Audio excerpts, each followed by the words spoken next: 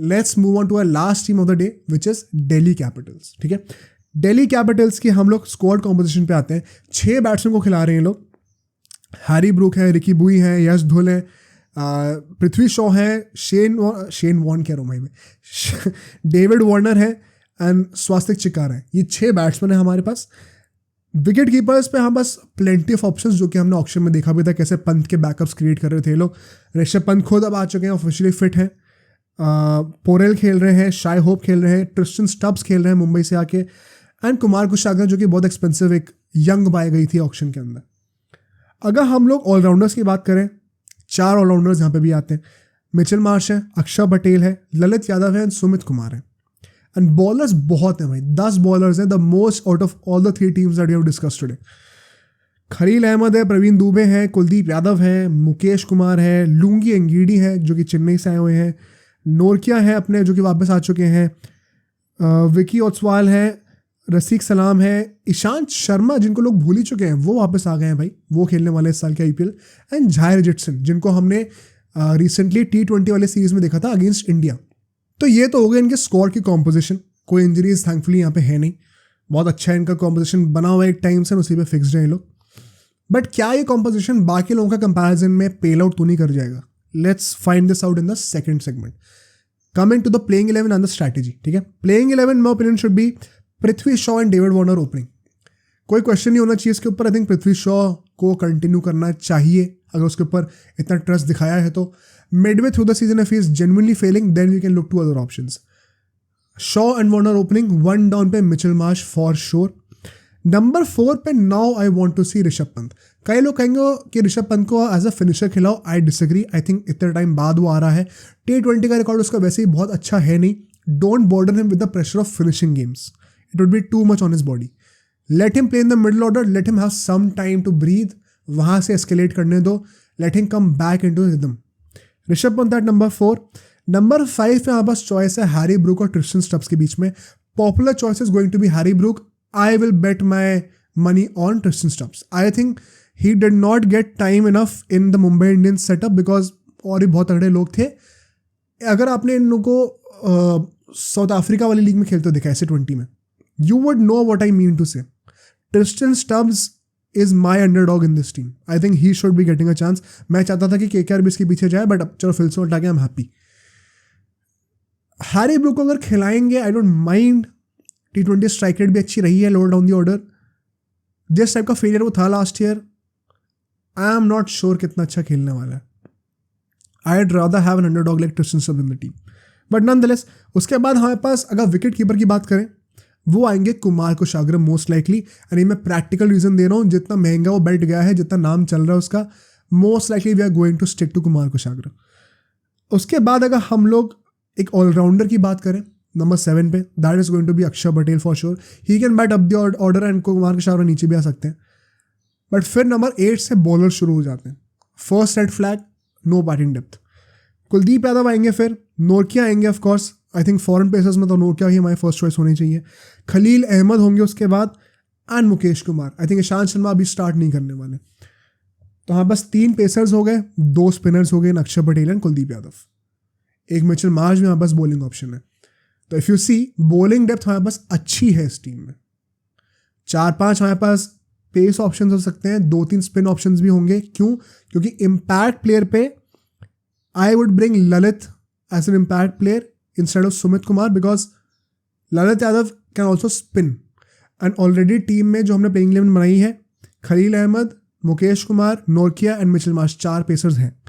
तो I'd rather have a spinner and that would mean we will have 7 bowling options. Bowling depth is absolutely fine. Problem है batting depth में. Number 8 पे का कुलदीप यादव आ रहा है. I see a lot of people making too much hype out of Kuldeep Yadav's batting because अभी test matches में उसने 20-25-30 रन बनाए जितनी बनाए. As good as he was in the test format, हमने ये लास्ट पॉडकास्ट में भी डिस्कस किया था when we were reviewing the series, test series. He has batted really well as per his standards. अगर आप इंटरनेशनल स्टैंडर्ड्स को लेके चलो for an allrounder, he is nowhere close. Stop over hyping somebody and putting unnecessary pressure on his skill. Let him develop that. तो he should be treated as a bowler only and so that means कि batting depth नहीं दिख रही इस team के अंदर. Strategy की अगर और बातें करें हम लोग, बॉलिंग जो है ना वो स्ट्रॉन्ग पॉइंट होने वाला है इस दिल्ली की टीम का. There has been improvement in this setup from last year as far as bowling is concern. The problem is strategy आप अपनी बॉलिंग के अराउंड तो बना सकते हो क्योंकि वो आपका स्ट्रॉन्ग पॉइंट है, बट जिन वेन्यूज पे आप खेलने वाले हो ना वो स्ट्रैटेजी को सपोर्ट नहीं करने वाले. आप विशाखापट्टनम में अपने कुछ मैचेस स्टार्टिंग के खेलने वाले हो क्योंकि तब तक दिल्ली की पिच तैयार नहीं होगी, बिकॉज वहाँ पे कंटिन्यूसली WPL के मैचेस चल रहे हैं अभी. जब WPL के मैचेस खत्म हो जाएंगे दिल्ली की पिच बन जाएगी अल्टीमेटली. बहुत बड़ा चांस है कि वो भी एक वैसी पिच बने जो कि हाई स्कोरिंग हो, जैसे कि हमने वर्ल्ड कप में देखी थी. तो विशाखापट्टनम की पिच तो वैसी भी हाई स्कोरिंग मानी जाती है. दोनों स्टेडियम में अगर आप हाई स्कोरिंग पिचेस पे खेल रहे हो और आपकी बैटिंग स्ट्रांग नहीं है तो आप एक्सप्लॉइट कैसे करोगे कंडीशंस को. बहुत बड़ा कंसर्निंग पॉइंट है ये. एंड स्ट्रैटेजी कैसे बनाएंगे अब यहाँ पे DC आई थिंक थोड़ा फंस गए इस मामले में. अगर आप प्लेइंग कंडीशंस का कॉन्टेक्स्ट लेके चलोगे तो थोड़ा स्ट्रगल कर सकती है DC में ओपिनियन. घर में 7 मैचेस होते हैं, आधा टूर्नामेंट घर में ही होता है आपके. एक कंसर्निंग पॉइंट लगेगा मुझे. अगर हम लोग यहाँ से अब चले स्ट्रेंथ्स के ऊपर, ठीक है. स्ट्रेंथ्स पे I think the first strength for me would be the top tier bowlers that they have on the bench. मैं जाहिर जैसन की बात कर लूँ, मैं लुंगी अंगीडी की बात कर लूँ, नोरके ओगल को कुछ हो भी जाए ना, we know we have 2 top backups waiting on the bench to start.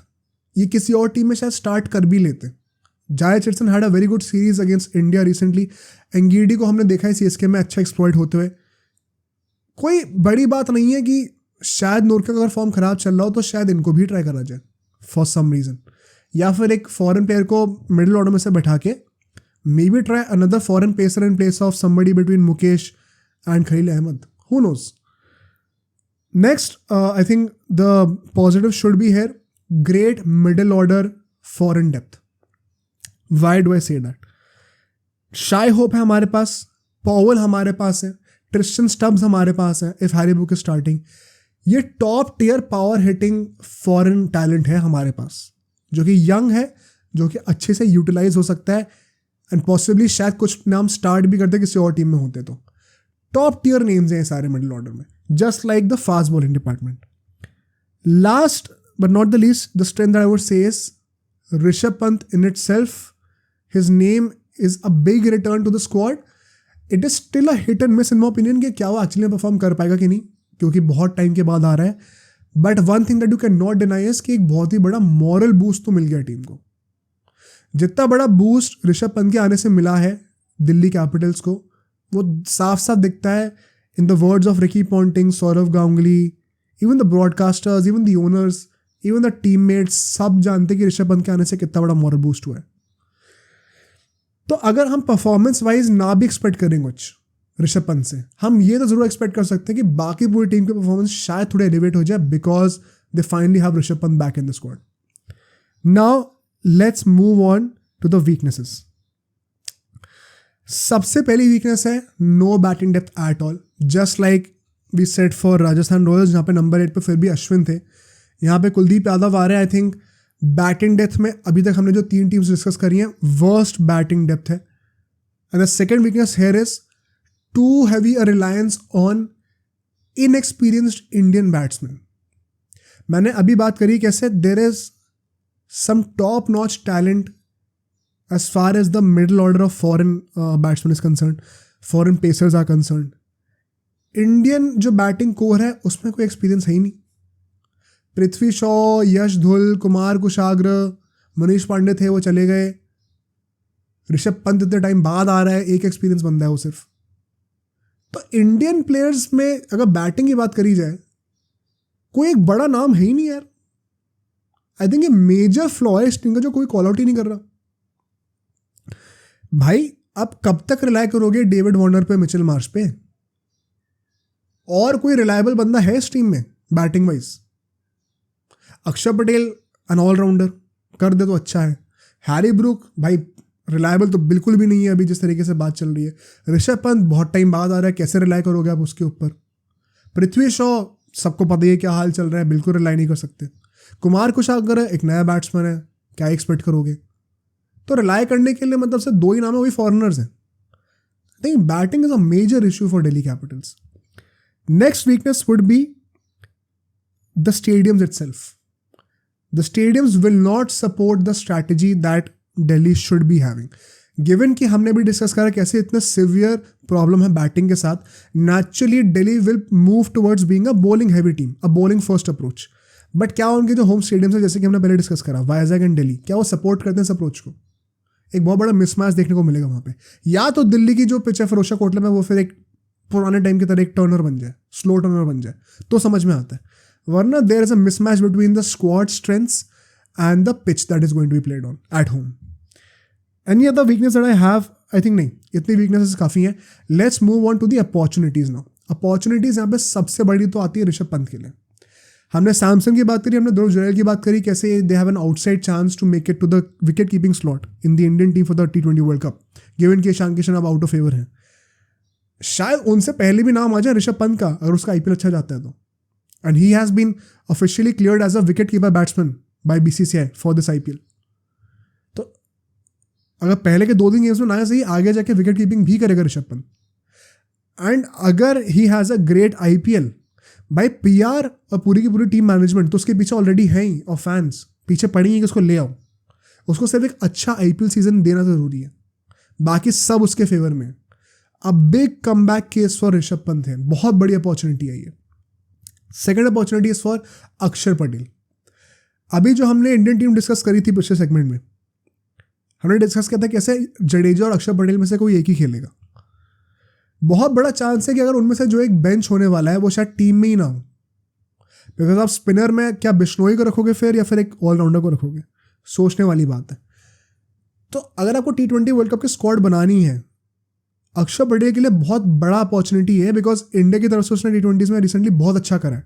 But all of that will go to waste अगर IPL अच्छा नहीं जाता है तो. स्पेशली गिवन कि टेस्ट मैचेस में भी recently he has been out of favour. Kuldeep Yadav and Jadeja उसके ऊपर खेल रहा है, तो अभी रिसेंट नैरेटिव भी बहुत अच्छा चल नहीं रहा.